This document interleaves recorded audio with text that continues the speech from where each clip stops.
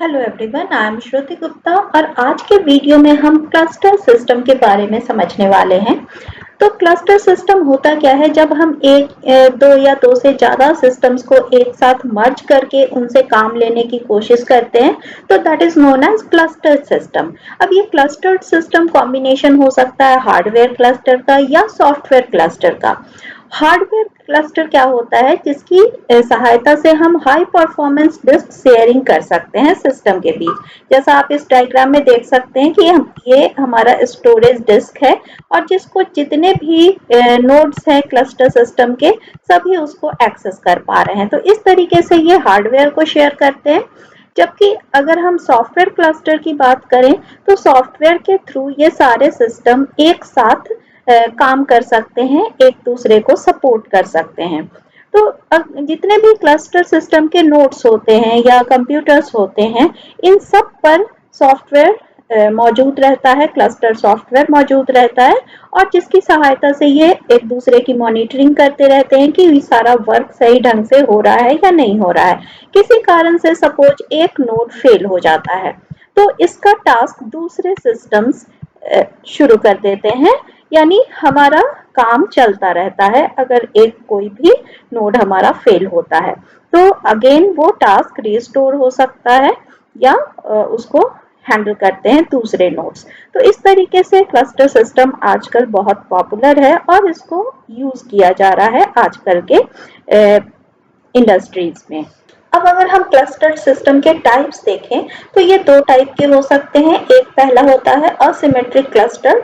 इसमें क्या होता है, जितने भी नोड्स होते हैं वे सारे एप्लीकेशंस को रन करते हैं, लेकिन एक नोड ऐसा होता है जो हॉट स्टैंड बाय मोड में होता है और इसका काम क्या है? इसका काम है सारे सर्वर को मॉनिटर करते रहना। किसी भी कारण से एक सर्वर या नोड फेल होता है तो उसका टास्क ये परफॉर्म करने लगता है, यानी एक हमारे पास बैकअप सिस्टम होता है जो किसी भी नोड या सर्वर के फेल होने पर रिप्लेस कर हो जाता है ऑटोमेटिकली। दूसरा होता है सिमेट्रिक क्लस्टर। सिमेट्रिक क्लस्टर में कोई भी इस तरह का हॉट स्टैंड बाय नोड नहीं रहता है। ये जितने भी नोड्स होते हैं सब के सब एप्लीकेशंस को भी रन करते हैं, साथ ही एक दूसरे को मॉनिटर भी करते रहते हैं। किसी कारण से अगर एक नोड फेल होता है तो ये टास्क आपस में डिवाइड कर सकते हैं या कोई भी सिस्टम उसका टास्क परफॉर्म कर सकता है जो एट दैट टाइम फ्री हो। तो इस तरीके से सिमेट्रिक क्लस्टर ज्यादा एफिशिएंट है क्योंकि इसमें एक हमारे पास बैकअप की जरूरत नहीं होती है, बैकअप नोड की जरूरत नहीं होती है। अगर हम क्लस्टर सिस्टम के एडवांटेजेस को देखें तो सबसे बड़ा एडवांटेज है स्केलेबिलिटी, यानी जब भी कॉन्फ़िगर किया जाता है किसी क्लस्टर सिस्टम को तो वो इस तरीके से कॉन्फ़िगर किया जा सकता है कि उसमें आसानी से नए सिस्टम ऐड किए जा सकते हैं, नए नोड्स ऐड किए जा सकते हैं और सिस्टम में large number of clusters create हो सकते हैं।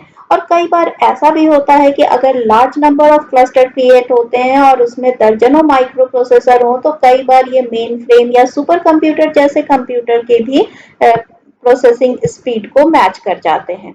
तो ये इसका बहुत बड़ा एडवांटेज है कि एक बार में मेन फ्रेम और या सुपर कंप्यूटर जैसे सिस्टम्स नहीं ले सकते हैं तो उस समय हम क्लस्टर्स क्रिएट कर सकते हैं और दर्जनों माइक्रो प्रोसेसर्स उसमें यूज हो सकते हैं। इसके अलावा है हाई अवेलेबिलिटी, यानी अगर किसी कारण से कोई नोड फेल होता है तो यहाँ कोई प्रॉब्लम नहीं आती है, उसके टास्क को दूसरे सिस्टम्स कवर अप कर लेते हैं। साथ ही साथ प्रेफरेबल परफॉर्मेंस, तो इसका परफॉर्मेंस भी काफी हाई होता है क्योंकि ये एक साथ मिलके काम करते हैं और जिसके कारण इसकी परफॉर्मेंस काफी हाई होती है।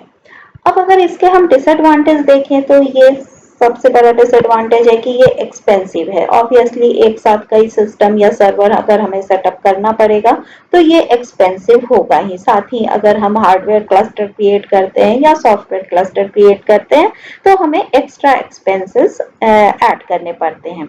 इसके अलावा इसमें एडिशनल रिसोर्सेज की भी जरूरत होती है। जैसे अगर हम डिस्क शेयरिंग की बात करें तो डिस्क की कैपेसिटी काफी ज्यादा होनी चाहिए, साथ ही साथ वो डिस्क शेयरेबल होना चाहिए कई सारे नोड्स या सिस्टम के बीच।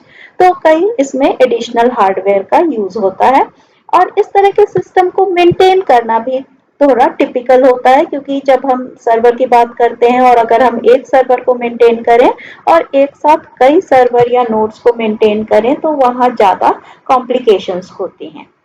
तो ये इसके कुछ डिसएडवांटेज हैं। फिर भी क्लस्टर सिस्टम को आज हम देखें तो कहाँ-कहाँ यूज किया जाता है। सुपर कंप्यूटिंग सिस्टम में इसका यूज किया जाता है, लोड बैलेंसिंग के लिए इसका यूज किया जाता है, weather forecasting, animated movies, scientific calculations जैसे एरियाज में क्लस्टर सिस्टम को आज यूज किया जा रहा है। तो आज की वीडियो में अगर आपको क्लस्टर सिस्टम समझ में आया तो वीडियो को लाइक, शेयर एंड सब्सक्राइब करें and thanks for watching this video.